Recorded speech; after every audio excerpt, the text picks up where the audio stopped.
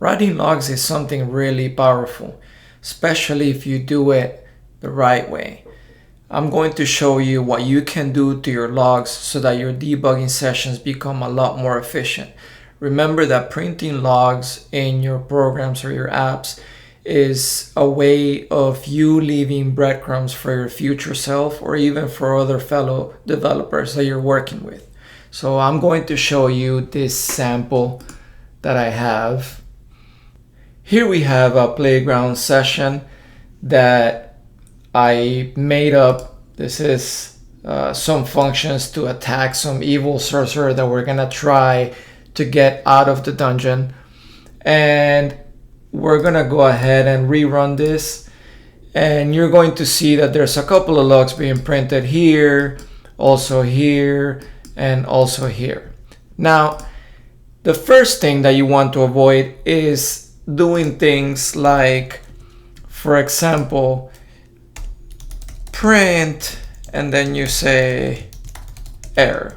Why? Well, because if your app is running and then you see some random log printing on the side and it just says error, that doesn't tell you much. You don't know what to do from there.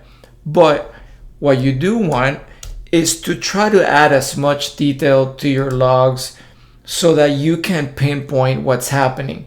You can see here, for example, that I'm printing whenever each of the attacks are happening. Here I'm printing if the evil wizard was able to recover stamina or not based on some random true or false.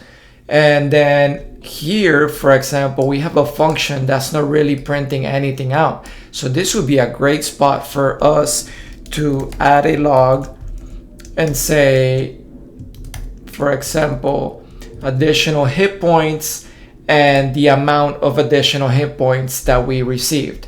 And then on the attack function, we call all these functions that we made before, and at the end, we check if the evil wizard's stamina is less than 0 or is equal to 0. And if it is, then that means that we successfully got him out of the dungeon. Now, this is really good logging, meaning each function is printing out information that if we were to actually put these in a game, we would be able to kind of trace each one of them and see if something went wrong or if we're seeing something in the UI that we don't expect. But it can get a lot better. How can we make our logs even more powerful? Because remember, in a real app, you're going to have a lot more files. You're going to have different things talking to each other, different services, and more things happening at the same time. So what we're going to do is that we're going to add 3 key macros that I love adding to every single function, well, every single print statement that I do. And this is how it looks. In every print, where you have whatever log you're manually typing, you're gonna add these 3 things. They are called file, function, and line. And they are literally what you expect them to print out. Whenever you print something to the console, it's gonna name the file that it's printing from, the function that it's printing from, and the actual line number.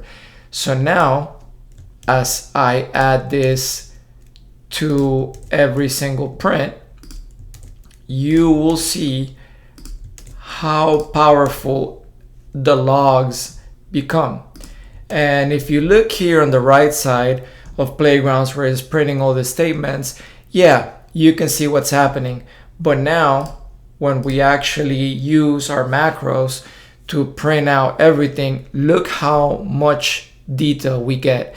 We know that this line was called in this file. This is the name of the function that we actually didn't have in our logs before. So now I know that the attack with ninja skill function is being called. And then we get the details of whatever we type manually. And if you get in the habit of always printing your file, your function, and your line, you will see how your debugging sessions become so much faster. You'll be able to see exactly what file called what. A lot of times you're gonna see that calls are in different times that you expect them to be at. And when you print out the line numbers, it becomes very apparent when you have things like race conditions or when something is getting called prematurely. So please, as you add logs to your apps and even to your playground sessions, add those lines. Keep your prints and your logs verbose, but not overkilling it. Always add meaningful things. If you're creating values, print out those values. If you're passing booleans true or false, pass them in there. Always try to think that if a problem were to surface with whatever function you're working with or that little piece of code, what would you need to know so that you can identify if there's something wrong with it? I hope you use this to power up your print statements.